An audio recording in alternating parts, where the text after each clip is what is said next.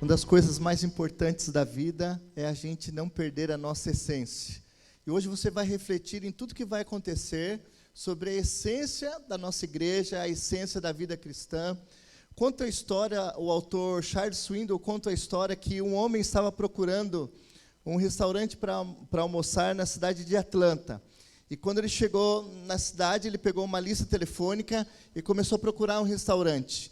E ele se deparou com um nome estranho para um restaurante, Restaurante Igreja de Deus. E aquele homem ficou impressionado com aquele nome e resolveu saber por que aquele restaurante chamava Restaurante Igreja de Deus. Ele foi até lá, chegou no restaurante para comer. Enquanto ele esperava a comida, ele chamou uma pessoa e falou: por que esse restaurante chama Restaurante Igreja de Deus? E aí a pessoa começou a explicar para ele. Antigamente, alguns anos atrás, dizia a pessoa, existia uma igreja nesse lugar. E a igreja precisava fazer uma reforma. E para conseguir recursos, aquela igreja decidiu que ela ia servir, após o culto deles de domingo, ia servir alimento, ia servir almoço para as pessoas. E eles começaram a servir almoço após o culto de domingo, e o almoço deles foi ficando tão bom, e muitas pessoas foram buscando o almoço, foram buscando, que a igreja tomou a decisão, fechar a igreja e ficar só com o restaurante. Eles perderam o foco, perderam a essência, perderam o objetivo. Quando a gente olha para a nossa igreja, a gente não pode perder o foco, não, a gente não pode perder a nossa verdadeira essência. Abra a sua Bíblia no livro de Atos. O livro de Atos é um livro impressionante.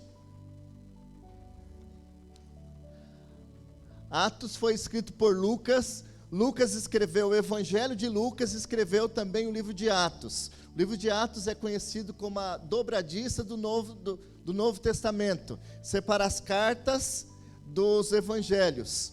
O livro de Atos, como eu disse, foi escrito por Lucas, que também escreveu o Evangelho.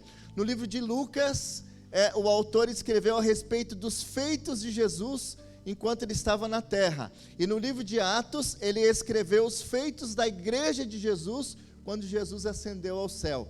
E no livro de Atos, especialmente, você começa a ver uma igreja que tinha compromisso com Deus. Uma igreja que permaneceu firme à sua essência. Em Atos, no capítulo 2, verso 41, a Bíblia diz assim, Atos 2, 41. Então, os que aceitaram a palavra foram batizados. E houve um acréscimo naquele dia de quase 3.000 pessoas. Veja, uma igreja viva, uma igreja que tinha uma essência, uma igreja que estava vivendo o Evangelho, uma igreja que só nessa ocasião levou ao batismo 3.000 pessoas. No capítulo 4, verso 4, o livro de Atos diz o seguinte, Atos 4, verso 4, porém muitos dos que ouviram a palavra creram, subindo o número desses homens a quase 5.000 homens. O primeiro verso que nós lemos falou de 3.000, agora esse verso está falando de 5.000, era uma igreja viva, era uma igreja atuante. Atos capítulo 5, verso 14, a Bíblia diz assim, e aumentava sempre mais o número de crentes, e uma multidão de homens e mulheres. Quando você vai acompanhando o livro de Atos, não sei se você percebeu a sequência, eles eram uma igreja tão viva, uma igreja tão atuante, uma igreja que sabia exatamente a sua missão, que tinha que cumprir, que a Bíblia diz que no primeiro grande movimento missionário, 3.000 pessoas se agregaram ao Evangelho, depois 5.000 pessoas, e a partir do capítulo 5 você vai perceber que a Bíblia para de falar os números, e no capítulo 5, no verso 14 que você leu, a Bíblia diz que uma multidão se agregou. E se você continuasse lendo o livro de Atos, você ia ver no capítulo 6, verso 7, no 9, 31, no 11, 21, no 5, 28, que a Bíblia começa a falar de multidão, de multidão, de multidão. E há um verso desses que eu citei, especialmente Atos capítulo 5, 28, que as pessoas da cidade, elas chegaram a dizer assim, olha, vocês encheram Jerusalém dessa doutrina. Era uma igreja viva, era uma igreja que crescia, uma igreja que cumpria a missão. E sabe por que tudo isso acontecia? Antes de eu mostrar o porquê, leia aí o capítulo 5, verso 12 a 16. O verso diz assim, muitos sinais e prodígios eram feitos entre o povo pela mão dos apóstolos. e todos costumavam se reunir de comum acordo no pórtico de Salomão. Mas os restantes, ninguém ousava juntar-se a eles, porém o povo tinha grande admiração por eles, e aumentava sempre mais o número de crentes no Senhor, uma multidão de homens e mulheres. Quando você olha esse texto de Atos, você vai perceber que era uma igreja que crescia em quantidade, mas era uma igreja que mantinha também a qualidade. Veja que o verso disse que eles realizavam sinais e prodígios. A Bíblia também disse que eles contavam com a admiração das pessoas e aumentava sempre o número dos crentes. Percebe o que pode fazer uma igreja que se mantém fiel à sua essência? Ela cresce em número, ela mantém a qualidade e ela conta com a admiração das pessoas que estão à volta dela. Uma pergunta para nós refletirmos nessa manhã: será que essa igreja ainda mantém a sua essência? E quando eu falo igreja, não estou falando de paredes, de equipamentos, estou falando de nós como pessoa. Será que você como cristão ainda mantém a essência que te trouxe para esse lugar? Será que você ainda mantém o valor que Deus espera que você tenha, para que você seja semelhante à igreja de Atos? A Bíblia diz que eles batizavam muita gente, que eles realizavam sinais e prodígios, e que eles contavam com a admiração do povo. E eu quero levar você a refletir por que eles conseguiram isso. O que fez com que eles conseguissem manter a essência? Abra sua Bíblia em Atos capítulo 1, verso 14. Você vai ver duas coisas aí. Vou mostrar três coisas para você. Em Atos capítulo 1, verso 14, a Bíblia diz: todos esses perseveravam como? Primeira coisa, era uma igreja que resolveu permanecer unida. Sem união, a gente não vai alcançar os objetivos que Deus tem para nós, para a nossa vida e para a nossa igreja. A Bíblia diz que eles permaneceram unânimes, mas a Bíblia diz também que eles permaneceram unânimes em oração.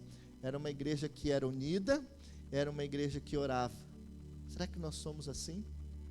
E quando esse povo resolveu permanecer unido, resolveu permanecer orando, Deus cumpriu a promessa que fez em Atos capítulo 1, verso 8.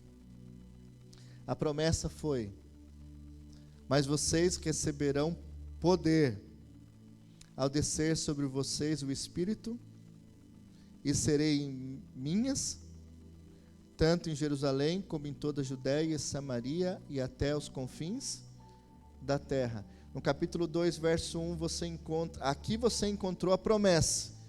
1:8 você encontrou a promessa. No capítulo 2, verso 1, você encontra o cumprimento da promessa. E ao cumprir-se o dia do Pentecostes, estavam todos reunidos no mesmo lugar. De repente veio do céu um som, como de um vento impetuoso.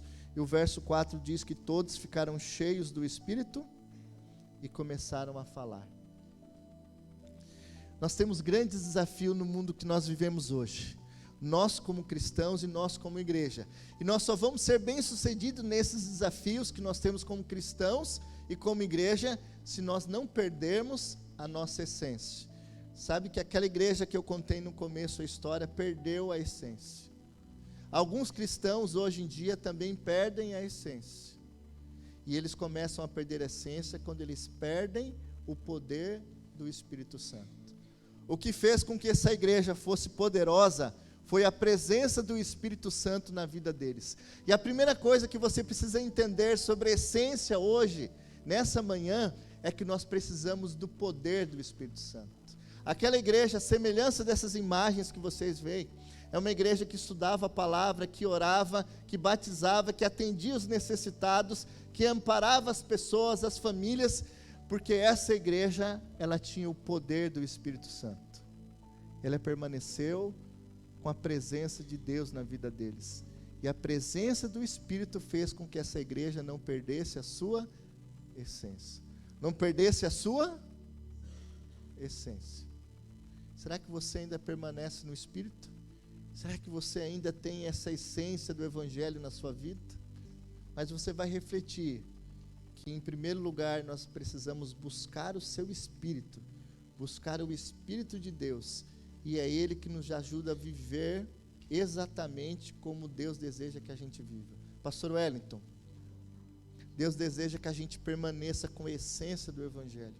Você não pode perder isso.